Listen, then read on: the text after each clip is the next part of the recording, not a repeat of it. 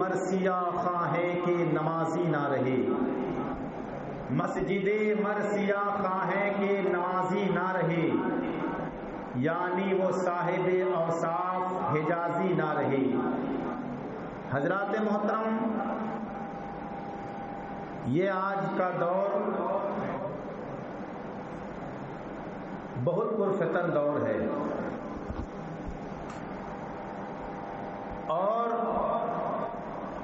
اس وقت کے جو حالات جو آپ کے نگاہوں کے سامنے ہے، جو آپ اس وقت سوشل میڈیا کے ذریعے سے دیکھ رہے ہیں، یعنی کوئی ایسا آدمی نہیں ہے جس کو پتہ نہ ہو جو معاملہ اس وقت فلسطین کی سرزمین پر چل رہا ہے۔ ہر انسان واقف ہے، وہاں ایک اللہ کا گھر ہے جس کو ہم بیت المقدس کہتے ہیں۔ قرآن پاک میں جس کا تذکرہ ہوا ہے، بیت المقدس کو مسجد اقصی کے نام سے تصور کیا گیا، نام جانا گیا، اس کو بیت المقدس بھی کہتے ہیں۔ قرآن پاک میں رب نے ارشاد فرمایا، سبحان الذی اسری بعبدہ لیلا من المسجد الحرام الی المسجد الاقصی، یعنی قرآن پاک میں جس کا تذکرہ فرمایا۔ آج ایک تذکرہ اور بھی ہے، آج جن کا عرس پاک ہے، اگر وقت ملا تو انشاءاللہ اس کا بھی ذکر کروں گا۔ نام حضرت شرف الدین، جن کو المعروف بو علی شاہ قلندر رحمۃ اللہ علیہ کے نام سے جانتے ہیں، کافی لوگ جانتے ہوں گے بو علی شاہ قلندر رحمۃ اللہ علیہ۔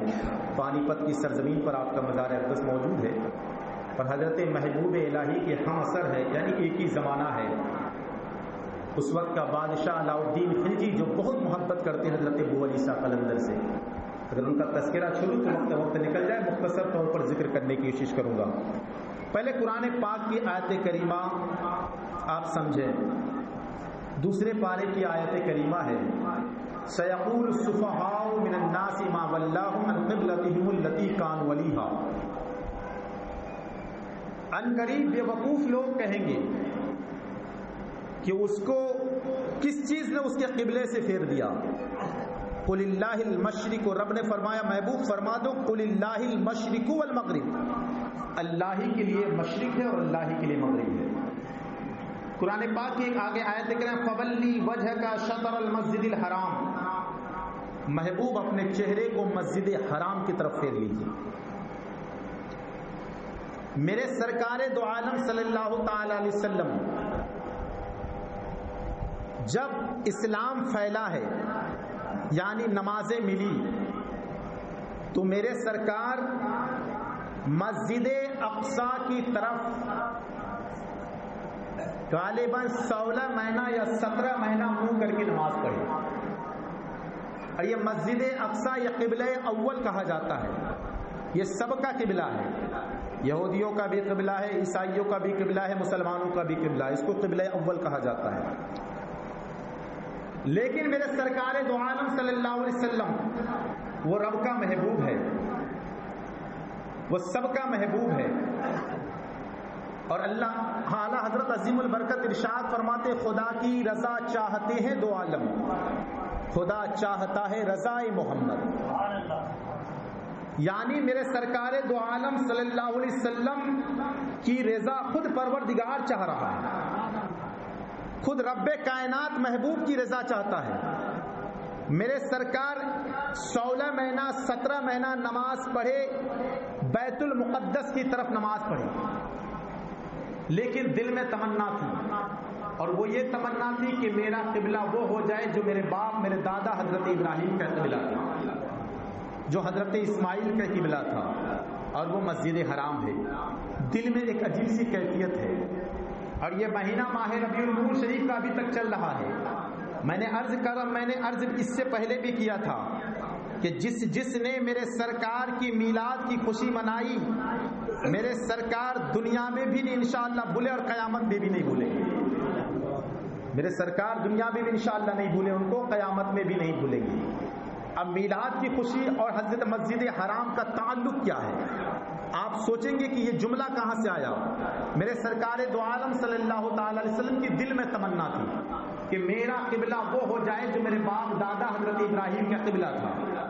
لیکن سرکار نماز کس کی طرف پڑھ رہے؟ مسجد حرام کی طرف. دل میں خیال یہ ہے کہ نماز میرا قبلہ مسجد حرام ہو جائے. دل میں خیال یہ ہے کہ مسجد حرام ہو جائے. اب آؤ تھوڑا پیچھے کی طرف میں آپ کو لے کے چلوں. حضرت عبد المطلب خانہ کعبہ کا طواف کر رہے ہیں. سرکار کی ولادت ابھی ہوئی نہیں تھی. حضرت رشتے میں دیکھا کہ خانہ کعبہ تھوڑا سا جھک گیا ہے, اور جھکا بھی کدھر؟ میرے گھر کی طرف, آمنہ کی گھر کی طرف جھکا ہے. جھکنے کا کنڈیشن یہ ہے کہ ایسا لگ رہا ہے کہ مکے میں تو غریبی چل رہی ہے, کہیں ایسا نہ ہو کہ خانہ کعبہ اگر گر گیا تو پھر تعمیری کام کیسے کی جائے. حضرات محترم, یہ ابھی ذہن میں خیال تھا. اتنے میں کسی نے خبر دی تھی کہ عبد المطلب مبارک ہو, تیرے گھر میں ایک لڑکی کی ولادت ہوئی ہے, تیرے پوتے کی ولادت ہوئی ہے. حضرت عبد المطلب فرماتے لوگوں گواہ ہو جاؤ, خانہ کعبہ گر نہیں رہا تھا, وہ تو محبوب کی امت, محبوب کی یاد میں اپنے سر کو جھکا رہا تھا, حضرت آمنہ کی طرف جھک رہا تھا. گویا خانہ کعبہ یہ بتا دیا کہ میلاد کے چھپے میں نبی کی ولادت ہو چکی ہے, اور جھک کے یہ بتا دیا کہ نبی کی میلاد میں منا رہا ہوں, نبی کی ولادت کی خوشخبری میں منا رہا ہوں. خانہ کعبہ ایک مرتبہ جھکا تھا, ایک مرتبہ جھکا تھا. کس کے طرف؟ نبی کے گھر کی طرف, آمنہ کے گھر کی طرف, نبی کی ولادت کے وقت جھکا تھا. اب میرے سرکار جب تک 16 مہینہ 17 مہینہ نماز پڑھ رہے بیت المقدس کی طرف, دل میں یہ خیال ہے کہ ہمارا قبلہ وہ ہو جائے جو میرے باپ حضرت ابراہیم کا قبلہ تھا, جو میرے دادا ابراہیم کا قبلہ تھا, جو میرے باپ اسماعیل کا قبلہ تھا. دل میں یہ تمنا ہے. جب 16 مہینہ 17 مہینہ گزر گیا تو ایک دن ظہر کی نماز پڑھا رہے تھے یا عصر کی نماز پڑھا رہے تھے, ابھی تک دل میں خیال تھا نماز باندھی ہوئی ہے, نماز رب کی ہے. دل میں خیال یہ ہے کہ قبلہ بدل جائے, دل میں خیال یہ ہے کہ قبلہ بدل جائے. اللہ اللہ, جب آدمی کھڑا ہو جاتا ہے نماز کے لیے پھر اس کا ذہن بالکل رب کی طرف متوجہ ہونا چاہیے, کیونکہ رب اپنے بندے کو محفوظ دیکھتا ہے. اللہ اللہ, نماز پڑھو تو کیسی پڑھو کہ جب انسان کوئی نماز پڑھتا ہے نا تو حالت نماز میں یہ ہونا چاہیے کہ میں اپنے رب کو دیکھوں یا نہ دیکھوں, میرا پروردگار مجھے دیکھ رہا ہے. دل میں یہ کیفیت ہونی چاہیے. تبھی تو حدیث جبرائیل ہے, میرے سرکار دو عالم صلی اللہ علیہ وسلم کی بارگاہ میں جب جبرائیل آئے, عرض کیا یا رسول اللہ مل احسان, احسان کیا ہے؟ میرے سرکار نے ارشاد فرمایا تم خدا کی عبادت اس طرح کرو کہ تم خدا کو دیکھ رہے ہو. تم خدا کی عبادت اس طرح کرو کہ تم خدا کو دیکھ رہے ہو. اگر اتنا نہ ہو تو ضرور یہ خیال کرو کہ خدا تمہیں دیکھ رہا ہے, اتنا تو ضرور خیال کرو. اب نبی نماز میں ہے اور خیال میں ہے کہ ہمارا قبلہ بدل جائے, نماز میں ہے کہ ہمارا قبلہ تبدیل ہو جائے. اللہ اللہ, رب نے نماز کی حالت میں 2 رکعت نماز ہو چکی تھی, حالت نماز میں رب نے ارشاد فرمایا فولی وجہک شطر المسجد الحرام, محبوب اپنے قبلے اپنے چہرے کو مسجد حرام کی طرف پھیر لی. نماز میں تھے, نماز ہو چکی تھی, 2 رکعت نماز ہو چکی تھی. اب رب نے فرمایا اپنے چہرے کو مسجد حرام کی طرف پھیر لیجیے. اچھا, دل میں یہ تمنا تھی, آپ کے دل میں کوئی خواہش ہو, آپ کے دل میں تمنا ہو, وہ پوری ہو یا نہ ہو, لیکن جو محبوب کے دل میں تمنا ہوتی ہے رب اسے پورا ضرور کرتا ہے. اللہ اللہ, محبوب اپنے چہرے کو قبلے کی طرف پھیر لیجیے. سرکار ابھی نماز میں ہے, نماز کی حالت میں ہے, اور آسمان کی طرف سر اٹھا رہے ہیں, پھر نیچے کر رہے ہیں, آسمان کی طرف سر اٹھا رہے ہیں, پھر نیچے کر رہے ہیں. رب نے فرمایا محبوب تیرا سر آسمان کی طرف اٹھانا دیکھ رہے ہیں. دوسرے پارے کی آیت تفسیر ہے, آپ کے سر کو آسمان کی طرف اٹھانا دیکھ رہے ہیں, ان قریب تم کو اس قبلے کی طرف پھیر دیں گے محبوب جسے تو چاہے گا, محبوب جس کو تو اپنا بنائے گا. اب محبوب چاہتا کیا ہے کہ میرا قبلہ مسجد اقصی نہیں بلکہ مسجد حرام ہو جائے. رب نے فرمایا اپنے چہرے کو مسجد حرام کی طرف پھیر لیجیے. اللہ اللہ, اب چلو وہاں چلو جہاں نبی کی پیدائش ہوئی. ایک مرتبہ خانہ کعبہ نبی کی ولادت میں جھکا تھا, ایک مرتبہ جھکا تھا, میلاد کی خوشی منایا تھا. میرے سرکار نے اپنے میلاد کی خوشی میں جب خانہ کعبہ جھکا, قیامت تک کے لیے تمام لوگوں کو خانہ کعبہ کے سامنے جھکا دیا, ان کے سامنے جھکا دیا. اب اگر کوئی مشرق میں رہے تو نماز خانہ کعبہ کی طرف پڑھے, مغرب میں رہے تو نماز خانہ کعبہ کی طرف پڑھے, شمال و جنوب میں رہے تو نماز خانہ کعبہ کی طرف پڑھے, کیونکہ یہ کسی کا بنایا ہوا قبلہ نہیں, محبوب کا بنایا ہوا قبلہ ہے. یہ کسی کا بنایا ہوا قبلہ نہیں, محبوب کا بنایا ہوا قبلہ ہے. لیکن اس کا مطلب یہ نہیں کہ قبلہ تبدیل ہو گیا تو ہم پہلے قبلے کو بھول جائیں اور ہمارا قبلہ اول کیا ہے؟ بیت المقدس ہے۔ بیت المقدس کی بہت سی فضیلتیں ہیں۔ میرے سرکار دو عالم صلی اللہ تعالی علیہ وسلم ارشاد فرماتے ہیں کہ سب سے زیادہ اگر کہیں نماز پڑھنے میں ثواب ہے تو وہ مسجد حرام ہے، یعنی جہاں خانہ کعبہ ہے۔ پھر فرماتے کہ اس کے بعد اگر کہیں سب سے زیادہ ثواب ہے تو وہ مسجد اقصی، یعنی جس کو ہم بیت المقدس کہتے ہیں۔ خوش قسمتی کی بات ہے کہ وہ بیت المقدس ہمارا قبلہ ہے، آج لہو لہان ہو رہا ہے، لیکن اس کی فضیلت کا عالم یہ ہے، حضرت مفتی احمد یار خان نعیمی لکھتے ہیں اللہ تبارک و تعالیٰ نے 40 ابدال کو اس کی حفاظت کے لیے لگا دیا ہے، 40 ابدال کو۔ اب اس کا مطلب یہ نہیں ہوتا کہ اگر وہاں 40 ابدال ہے تو پھر کسی کو کوئی پریشانی نہیں آنی چاہیے، کوئی لہو لہان نہیں ہونا چاہیے، اس کا مطلب یہ نہیں۔ ہر آدمی کے ساتھ ایک فرشتہ اس کی حفاظت کے لیے رہتا ہے، تو اس کا مطلب یہ نہیں ہوتا کہ اس کو کوئی تکلیف نہیں ہو سکتی، یعنی شہروں کے نسبت دوسرے شہروں کے بنسبت مسجد حرام یعنی بقصہ مسجد بیت المقدس جہاں ہے وہاں کم پریشانیاں ہوتی ہیں، کیونکہ وہاں کفر پر نہیں سب اسلام پر پیدا ہوتا ہے۔ اور اللہ پر ایک معاملات یہ ہے کہ مسجد حرام میں بیت المقدس یہ وہ جگہ ہے جہاں کافی انبیاء کی قبریں موجود ہیں، اور وہ مسجد اقصی ہے جہاں ایک ذات جس کو دنیا غازی صلاح الدین ایوبی کے نام سے جانتی ہے۔ وہ کون صلاح الدین ایوبی ہے؟ جس نے جب میرے نبی کی توہین کی، کسی نے توہین کی تھی تو 1 سال تک آپ نے اپنی آنکھوں کو بند نہ کیا تھا، سوئے نہیں تھی، اور دل میں یہی تمنا تھی کہ جب تک اس کا خاتمہ نہیں کروں گا تب تک میں سکون کی نیند نہیں سوؤں گا۔ 1 سال کے بعد اس کا موقع ملا تھا۔ صلاح الدین ایوبی نے اس انگریز کا گردن اڑا کے کہا تھا کہ نبی کے گستاخ کو زن دنیا میں جینے کا کوئی حق نہیں ہے۔ وہی صلاح الدین ایوبی بیت المقدس فاتح بیت المقدس جس کو کہتے ہیں، حضرت سلطان صلاح الدین ایوبی رحمۃ اللہ تعالی علیہ، اللہ اکبر، بستر آخری وقت میں ہے۔ یہ کون سلطان صلاح الدین ایوبی ہے؟ یہ پیدا ہوئے تو سب سے پہلا غوث اعظم کا ملا ہے، یہ غوث صلاح الدین ایوبی ہے، اور غوث اعظم نے آپ کو بوسہ دیا، آپ کے کاندھے کو بوسہ دیا۔ جب آخری وقت ہے نا، بستر پہ آرام، بستر میں ہے، آخری وقت ہے، جاگنے کا وقت ہے، تب بستر میں الٹ پلٹ ہو رہے، کسی نے کہا تھا او صلاح الدین ایوبی، ہونا تو یہ چاہیے تھا کہ تم اتنے بڑے غازی ہو، اتنے بڑے مجاہد ہو، تم کو کسی جنگ میں شہید ہونا تھا، کہ جنگ ہوتا تمہاری گردن پر تلوار چلتی تب معاملہ سمجھ میں آتا۔ سلطان صلاح الدین ایوبی جاگنے کے وقت میں اٹھ کے بیٹھ جاتے ہیں اور عرض کرتے کہ کسی ماں نے وہ تلوار نہیں، کسی نے آج تک وہ تلوار نہیں تیار کیا ہے جو صلاح الدین ایوبی کے گردن کو کاٹے، اس لیے کسی اور نے نہیں، غوث اعظم نے اس گردن کو بوسہ دیا ہے، غوث اعظم نے اس گردن کو بوسہ دیا ہے، وہ سلطان صلاح الدین ایوبی جس کو فاتح بیت المقدس کہتے ہیں۔ آج ہماری نظروں کے سامنے مظلوم چیخ رہا ہے، مظلوم چیخو پکار کر رہا ہے، بچے بھوک کے مارے تڑپ رہے ہیں، کبھی بم کے حوالے ہوتے ہیں، کبھی بارود کے حوالے ہوتے ہیں۔ آج ہمارا دل نہیں کانپتا کاش یہ مسجدیں، ہم مسجدوں کو ویران کرنے کا نتیجہ کیا ہے؟ ہم جس مسجد کو بنائے، مسجد تو بنا لیتے ہیں لیکن مسجدوں کو ویران چھوڑ دیتے ہیں۔ جب تک ہم مسجدوں میں جا کر عبادت نہیں کریں گے پھر یہ مسجد کسی غیر کی نہ ہو جائے۔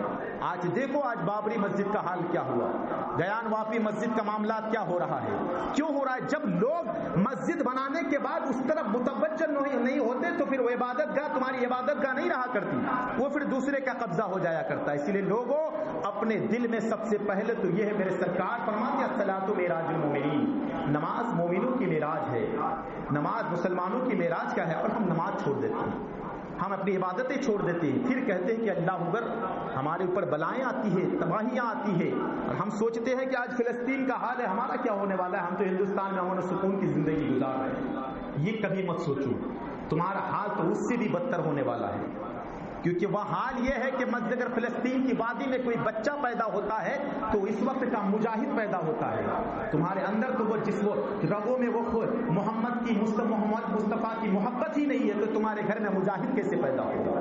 تمہارے گھر میں صلاح الدین ایوبی کیسے پیدا ہوگا؟ آج اگر دیکھیں تو ہمارے گھروں کا بچہ، ہم اتنے ڈرپوک ہیں کہ ہم کو یہاں سے بازار جانے میں ڈر لگتا ہے۔ اور آج اگر ویڈیو کا جائزہ لیں گے آپ، اگر دیکھیں گے سوشل میڈیا کا کہ مجاہد یعنی فلسطین کا چھوٹا چھوٹا بچہ دوسرے کو آنکھ دکھا رہا ہے، بڑے بڑے یہودیوں کو آنکھ دکھاتا نظر آ رہا ہے۔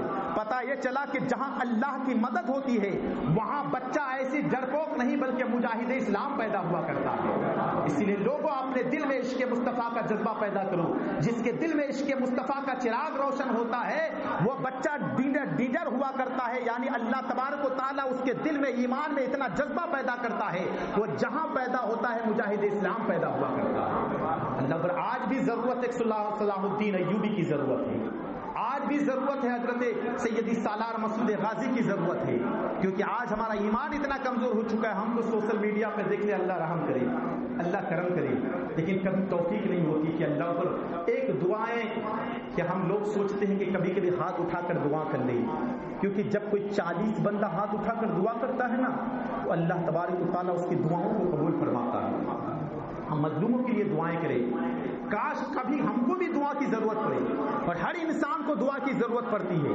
اور جانتے ہو جب سب دروازے بند ہو جاتے وہی دروازہ کھلا رہتا پروردگار کا، اور جہاں جانے کے بعد جب انسان خلوص کے ساتھ دعائیں کر لیتا ہے، خلوص کے ساتھ رب کی بارگاہ میں ہاتھ اٹھا لیتا ہے، پھر بندہ رب اس کو مایوس نہیں کرتا، اللہ تبارک و تعالیٰ اس کے دل سے خوف و ہراس کو دور کر دیتا ہے اس کے دل میں۔ لیکن کبھی کسی کے لیے دعائیں تو کر کے دیکھیں۔ آج ہمارے پاس اتنی فرصت نہیں ہے، نہ نماز کی فرصت ہے نہ کبھی عبادت کی فرصت ہے، ہم تو کام میں اتنا الجھ گئے ہیں کہ کبھی آخری منزل کا پتہ نہیں ہے۔ سامان سفر سب ٹھیک کرو، کب ہوگا سفر معلوم نہیں، کب آئے یہاں معلوم نہیں، کب جائے وہاں معلوم نہیں، کب آئے یہاں معلوم نہیں، کب جائے وہاں معلوم نہیں، آغاز تو اتنا اچھا ہے انجام مگر معلوم نہیں۔ حضرات محترم، ہماری نگاہوں کے سامنے سے لوگ گزر رہے ہیں جن کا عالم یہ کہ ہمارے ساتھ ہنسنے والا، بولنے والا، کھیلنے والا، جن کی زندگی کا عالم یہ ہے کہ صبح کیا ہوگا اس کو پتہ نہیں، شام کیا ہوگا اس کو پتہ نہیں، اللہ اللہ کل کس نے دیکھا ہے یہ کسی کو پتہ نہیں۔ تو ہم اس بھرم میں کیوں جی رہے ہیں کہ ابھی ہم کو 10 سال زندگی جینا ہے؟ ہم اس بھرم میں کیوں جی رہے ہیں کہ ابھی ہم کو 70 سال زندگی جینا ہے؟ ابھی تو 1 منٹ کا بھروسہ نہیں ہے کہ اس منٹ میں اگلا منٹ کا سانس ہماری رہے گی یا نہیں رہے گی، اس کا بھروسہ نہیں ہے، پھر ہم کس چیز پر بھروسہ کر کے بیٹھے ہیں؟ آؤ میں تم کو ایک واقعہ سناؤں۔ نام حضرت عبداللہ بن زید رضی اللہ تعالیٰ عنہ ہے، جلیل القدر صحابی ہے۔ بس واقعہ آ گیا، بتا دوں کل کا بھروسہ نہیں، یہ ان کا جملہ ہے کہ کل کا عصر تک کس نے دیکھا ہے، عصر کس نے دیکھا ہے؟ حضرت عبداللہ بن زید ہے، شادی نہیں ہوئی، عمر کافی ہو چکی، اور میرے سرکار فرماتے ہیں کہ اگر کوئی مسلمان ایمان والا جس کی دنیا میں کسی وجہ سے شادی نہ کر پایا اور کوئی عورت کسی وجہ سے شادی نہ کر پائی تو کل قیامت کے دن اللہ جنت میں اس کی شادی کرائے گا۔ تو یہ حدیث پاک جب حضرت عبداللہ بن زید نے سنا نا تو ان کے دل میں تمنا ہوئی کہ میں تو دنیا میں شادی نہیں کیا تو پھر جنت میں میری شادی کس کے ساتھ ہوئی؟ تو جب یہ دل میں تمنا ہوئی تو ایک دن کچھ وظیفہ پڑھے اور سو گئے کہ شاید خواب میں آ جائے۔ ایک رات ہوئی کوئی خواب نہیں آیا، دوسری رات پھر وظیفہ کیے کوئی خواب نہیں آیا، تیسری رات ہوئی نا تو خواب ہوئی، اور کیا دیکھا کہ ایک حبشہ کی رہنے والی کالی کلوٹی عورت، اور وہ کہہ رہی کہ میرا نام ولید بن میمونہ ہے، نام کہہ رہی کہ میرا نام ولید بن میمونہ ہے۔ اللہ اکبر، جب اتنا سنا تو حضرت عبداللہ زید اپنے گھوڑے صبح ہوئی اور صبح اپنے گھوڑا لے کر نکل گئی، حبشہ کی جانب روانہ ہوئی، اور حبشہ کی جانب بہت اپنے وقت کے جلیل القدر صحابی رسول تھی۔ عالم یہ تھا کہ جن کا شہرت بہت دور دور تک پھیلا ہوا تھا، جب حبشہ پہنچے نا تو لوگوں نے بہت بڑا استقبال کیا، اتنا بڑا نام ہی تھا عبداللہ زید کا کہ لوگوں نے استقبال کیا آپ کا، آپ کے آنے کا سبب پوچھا، کہا کہ میں یہاں اس لیے آیا ہوں کہ تم میں یہاں پہ کوئی ایک عورت ہے جس کا نام اب ولید بن میمونہ ہے۔ کہا حضور اس کے لیے آئے ہیں؟ وہ عورت ہے، وہ تو ایک پاگل عورت ہے۔ کہا پاگل، اس کا سبب کیا ہے؟ کہا اس کا عالم یہ ہے کہ جب لوگ دنیا ہنستی ہے نا تو وہ رویا کرتا ہے، اور جب لوگ روتے ہیں تو وہ ہنسا کرتی ہے۔ یہ ایک مرتبہ واقعہ میں نے بتایا حضرت بہلول دانا کا۔ بہلول کیا کر رہے ہو؟ جب بازار میں تھے بہلول تو ہارون رشید کا گزر ہوا، تو ہارون رشید نے کہا بہلول کیا کر رہے ہو؟ کہا بندے اور خدا کے درمیان صلح کرا رہا ہوں۔ کیا پھر کیا معاملہ نتیجہ نکلا کہ آج خدا تو مان رہا ہے، بندے نہیں مان رہے۔ پھر ایک دن دیکھا بہلول قبرستان میں بیٹھا ہوا ہے، قبرستان میں بیٹھا, بہلول کیا کر رہے ہو؟ کہ خدا اور بندے کے درمیان صلح کرا رہے تھے. آج کیا نتیجہ نکلا کہ آج بندے تو مان رہے, پروردگار نہیں مان رہا ہے. کبھی ایسا نہ ہو کہ اللہ اکبر آج ہم جس عیاشیوں میں, جس ایسے عشرت میں اپنی زندگی بسر کر رب کو بھول گئے, کل قیامت قبر میں جانے کے بعد کبھی وہ رب ہم کو ہمارے طرف متوجہ نہ ہوا تو پھر کیا کریں گے؟ پھر فرماتے عبداللہ زید فرماتے کہ وہ عورت جو کوئی ہنستا ہے تو وہ روتی ہے, کوئی روتا ہے تو وہ کہاں ہے؟ کہا کہ وہ جنگل میں پیسہ لے کر بکریاں چرانے جاتی ہیں. کہا مجھ کو اس کا پتہ بتاؤ. کیا حضور شام تک عصر تک تو آ جائے گا. کہا کہ عصر کس نے دیکھا ہے؟ کس نے عصر دیکھا کہ عصر تک میں زندہ رہوں گا یا نہیں رہوں گا؟ حضرت عبداللہ زید نے لیا گھوڑا اور چلا گیا جنگل میں. تو جنگل میں ایسا خوفناک جنگل ہے جب قدم قدم پر زہریلا جانور ہے, قدم قدم پر بڑے بڑے جانور ہے, جو درندے جانور ہے, پھاڑنے والے جانور ہے. حضرت عبداللہ زید فرماتے جب گیا تو کیا دیکھا کہ حضرت ولید بن میمونہ مصلی بچھا کے اللہ کی عبادت کر رہی ہے, نماز پڑھ رہی ہے.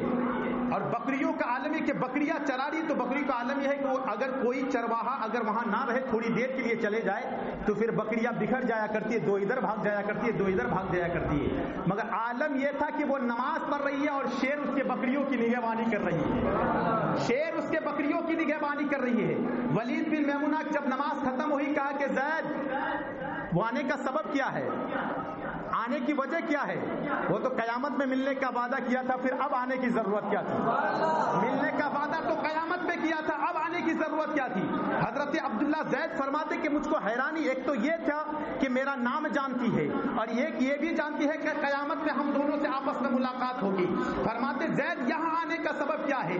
عرض کرتی پہلے یہ بتا کہ تم نے میرا نام جانا کیسے, پہلے یہ بتا میرے آنے کا مقصد جانا کیسے. کہا کہ جس رب نے تجھے رات میں خواب میں زیارت کرایا ہے, اس رب نے رات میں مجھے بھی بتا دیا ہے, رات میں مجھے بھی بتا دیا ہے. فرماتے اچھا یہ بتا کہ آج تک نہیں دیکھا کہ بکری اور شیر میں کبھی مطابقت ہو جائے, کہ بکری اور شیر بکریوں کی نگہبانی کر رہا ہے. بکری اور شیر جب آپسی اگر گھوڑا اگر گھاس کے ساتھ دوستی کر لے تو پھر وہ کھائے گا کیا؟ یعنی شیر اگر بکریوں سے دوستی کر لے تو پھر وہ کھائے گا کیا؟ یہ کیسے ہوا؟ کہا کہ جب سے میں نے رب سے صلح کر لیا ہے, آج شیر نے بکریوں کے ساتھ صلح کر لیا ہے. پتہ یہ چلا کہ جب بندہ خدا والا ہو جاتا ہے, جب بندہ پروردگار والا ہو جاتا ہے, تو پھر کائنات اس کے سامنے جھکتا ہوا نظر آ رہا ہے, کائنات اس کے سامنے اپنا بنتا ہوا نظر آ رہا ہے. تو میرے پیارے یہ وقت ہے اپنے رب کو راضی کرنے کا, یہ وقت ہے اپنے رب کو راضی کرنے کا. اپنے رب کو منا لو. وقت زندگی کا کوئی بھروسہ نہیں ہے, وقت کا کوئی بھروسہ نہیں ہے. آج ہم یہاں ہیں, کل کہاں ہے, کل ہم یہاں ہیں, پرسوں کہاں ہے, کسی کا بھروسہ نہیں ہے. آج لے ان کی پناہ, آج مدد مانگ ان سے, پھر نہ مانیں گے قیامت میں اگر مان گیا. حضرات محترم, آج ہماری فلسطین کی وادی آج ایک در و دیوار تم سے دعاؤں کی بھیک مانگ رہا ہے, تم سے آج مدد کی گوہار لگا رہا ہے. ہم سے جتنا ہو سکے ہم ہاتھ سے مدد نہیں کر سکتے, کم سے کم یہ ہاتھ پروردگار کی بارگاہ میں دعا کے لیے تو اٹھا سکتے ہیں. اے پروردگار عالم, فلسطین کے مظلوموں کی, مسلمان مظلوموں کی حفاظت فرما دے مولا. انشاءاللہ اگر آپ کسی کے لیے دعا کریں گے تو کل وہ دن آئے گا کہ کسی کی دعا آپ کی زندگی کو سنوارتا ہوا نظر آئے گا, کسی کی دعا آپ کی زندگی کو بہترین بناتا ہوا نظر آئے گا, ورنہ زندگی کا کوئی بھروسہ نہیں ہے. آج تو میں ایک بہت بڑا نام لیا تھا, حضرت کلندر رحمت اللہ علیہ, ابو علی شاہ کلندر رحمت اللہ علیہ. اگر ان کا تذکرہ کروں تو ایک ہفتہ مکمل لگے گا, مگر مختصر طور پر جب آئی تو بات تو بتا دو. اللہ پر یہ اللہ والوں کی بات بھی نرالی ہوا کرتی ہے. یہ اللہ والے کی زندگی, حضرات یہ تمنا کیا کرتے تھے. حضرت ابو علی شاہ کلندر رحمت اللہ علیہ, آپ کا نام شرف الدین رحمت اللہ علیہ ہے. ابو علی کلندر کیوں آپ کا نام رہا؟ کلندر تو اس لیے کہ بچپن میں ایک بہت بڑا واقعہ ہے جس کا تذکرہ کافی لمبا ہے, مختصر بتا دو کہ آپ کو کسی بزرگ نے آ کے, جب آپ پیدا ہوئے نا تو 3 دن تک آپ روتے رہے, 3 دن تک. اج بچہ جب پیدا ہوتا ہے تو روتا ہوا پیدا ہوتا ہے, یہ تو معلوم ہے, لیکن 1 گھنٹہ آدھا گھنٹہ بچہ رو سکتا ہے, اس کے بعد جسم کی کمزوری کی وجہ سے خود بخود ہچکیاں بند ہو جاتی ہے. لیکن ان کے والد فخر الدین سالار رحمت اللہ علیہ کا بیان ہے کہ میرا بیٹا پیدا ہوا 3 دن تک روتے رہے, اور رونا بالکل مسلسل جاری تھا, بند نہ ہوا. دعا کے نماز میں کھڑے ہو گئے. کسی نے کہا کہ یہ معاملہ طبیبوں کا نہیں ہے, ڈاکٹر نے آ کے دیکھا, اوپر اٹھا کر دیکھا, نیچے اٹھا کر دیکھا, کوئی معاملہ نہیں ہے. کہا یہ معاملہ رب کا نہیں، یہ معاملہ طبیبوں کا نہیں ہے، رب کی بارگاہ میں دعا کرو۔ میں نے کہا جہاں سب دروازے بند ہو جاتے رب کا دروازہ کھلا رہتا ہے۔ دعا کے لیے کھڑے ہو گئے، اور جب کھڑے ہو گئے تو آنکھ بند ہوئی تو کسی کھاتی پہ گئے کہ کل اس کا معاملہ سلجھ جائے گا، کل اس کا معاملہ سلجھ جائے گا۔ فرماتے حضرت سالار فخر الدین رحمۃ اللہ علیہ دروازے سے باہر نکلے تو ایک سائل جو چمڑے کی لباس پہن کے کھڑا ہے، چمڑے کی لباس پہن کے کھڑا ہے، اس نے کہا کہ سائل سے کہا کہ آج میں بہت پریشان ہوں، آپ کہیں اور چلے جاؤ، مجھ کو کسی کو تلاش کرنے جانا ہے۔ کہا سالار فخر الدین میں لینے نہیں آیا ہوں، دینے کے لیے آیا ہوں، میں لینے نہیں آیا، دینے کے لیے آیا ہوں۔ جب سوچا کہ شاید میری منزل ہے یہ، کہا آپ نے جو لڑکا پیدا ہوا ہے نا لاؤ، وہ اپنے وقت کا قلندر پیدا ہوا ہے میرے سامنے لے کر آؤ۔ ان کے سامنے لایا گیا۔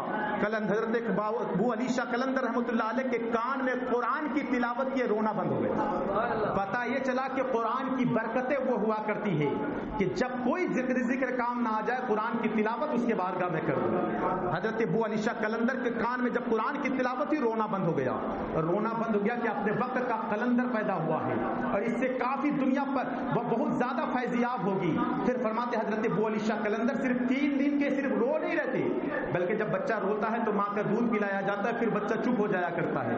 فرماتے دودھ بھی 3 دن سے پیے نہیں پیدا ہونے کے بعد سے، اور آنکھ بھی نہیں کھولے تھے۔ 3 چیز ان کے اندر تھا، ایک تو روتے رہے 3 دن تک، آنکھ بند تھی اور ماں کا دودھ نہیں پیا۔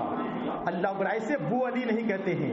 حضرت علی کا عالم یہ تھا کہ جب آپ کو خانہ کعبہ سے لے کے گیا تو چاروں طرف یہ افواہ پھیل گئی کہ اللہ عبد المطلب کے گھر جو پیدا ہوا ہے نابینا پیدا ہوا ہے، لیکن جب سرکار آئے گود میں لیے تو علی نے آنکھ کھولی پتا، اور یہ عرض کیا کہ علی یہ دعویٰ کر سکتا ہے کہ دنیا میں اگر علی نے کسی پہلی چیز کو دیکھا ہے تو نبی کے چہرے کو دیکھا۔ اور حضرت ابو علی شاہ قلندر 3 دن کے بعد آنکھ کھولے تو اس مجذوب کے آنکھ میں اپنا آنکھ کھولے، یعنی دیکھا تو سب سے پہلے اس بزرگ شخصیت کو دیکھا ہے۔ اللہ اللہ، ایسے ابو علی نہیں ہوتا۔ فرماتے 3 دن کے بعد پھر آپ جب بڑے ہوئے ہیں آپ کو ابو علی کا خطاب ملا ہے۔ فرماتے جب آپ 12 سال تک پانی کے اندر عبادت کی، 12 سال تک سمندر میں چھلانگ لگا تھے، پانی کے اندر مچھلیاں آپ کے جسم کو کھانے لگ گئی، 12 سال تک عبادت کی، اور جب 12 سال عبادت پورا ہو گیا نا تو ہاتف غیبی سی آواز آئی کہ شرف الدین مانگ کیا مانگتا ہے، میں تمہارے پر اس سے خوش ہو گیا ہوں۔ تو عرض کرتے حضور پروردگار جو مانگوں گا مل جائے گا۔ کہاں مل جائے گا؟ کہا پھر مجھ کو علی بنا دیجیے، مجھ کو علی بنا دیجیے۔ کہا کہ یہ ممکن نہیں ہے، علی صرف ایک ہے، علی ایک ہے، قیامت تک پھر دوسرا علی نہیں ہو سکتا۔ اللہ اللہ، بار بار کہ مجھ کو اگر بنانا ہے تو علی بنا دیجیے۔ کہا علی تو نہیں بنا سکتا، علی کی بو عطا کر سکتا ہوں، علی کی خوشبو عطا کر سکتا ہوں۔ پھر آپ کا نام بو علی پڑا ہے، بو علی شاہ قلندر رحمۃ اللہ تعالی علیہ۔ فرماتے جب آپ کو کوئی یہ کرتا تھا تو علی کی خوشبو محسوس ہوا کرتی تھی۔ حضرت بو علی شاہ قلندر رحمۃ اللہ علیہ اپنے وقت کے بہت بڑے مجذوب اور اپنے وقت کی بہت بڑی شخصیت کا نام بو علی شاہ قلندر رحمۃ اللہ علیہ ہے۔ آپ کا پانی پت میں مدار ہے اور اللہ کی عبادت اس طرح کیے کہ اللہ اللہ، ان کے داستانے پر جانے والا کبھی خالی ہاتھ واپس نہیں ہوتا۔ اس وقت کا ہندوستان کا بادشاہ جس کو دنیا علاؤالدین خلجی کے نام سے جانتے ہیں، علاؤالدین خلجی کافی عقیدت رکھتے تھے، بہت محبت کرتے تھے حضرت بو علی شاہ قلندر سے، اور حضرت امیر خسرو کے ہاتھ سے تحفہ بھجوایا کرتے تھے۔ حضرات محترم، پتہ یہ چلا کہ ہماری دعا جب رد ہونے لگے نا، قبول نہ ہو تو بزرگان دین کو وسیلہ بنا لیا، بزرگان دین کو وسیلہ بنا۔ ہم نے تو وسیلہ سے مقصود نظر جانا، محبوب کی چوکھٹ سے اللہ کا گھر جانا، محبوب کی چوکھٹ سے اللہ کا گھر جانا، اور وصل مولا چاہتے ہو تو وسیلہ ڈھونڈ لو، بے وسیلہ نجدیو ہرگز خدا ملتا نہیں۔ حضرات محترم، یہ بہت پرفتن دور ہے، جان بھی بچانا ہے، ایمان بھی بچانا ہے۔ اپنی مسجدوں کو آباد کرو، لوگوں کے لیے، مظلوموں کے لیے دعائیں کیا کرو، اپنے والد اگر رزق میں برکت چاہتے ہو تو اپنے والدین کے لیے دعا کرو۔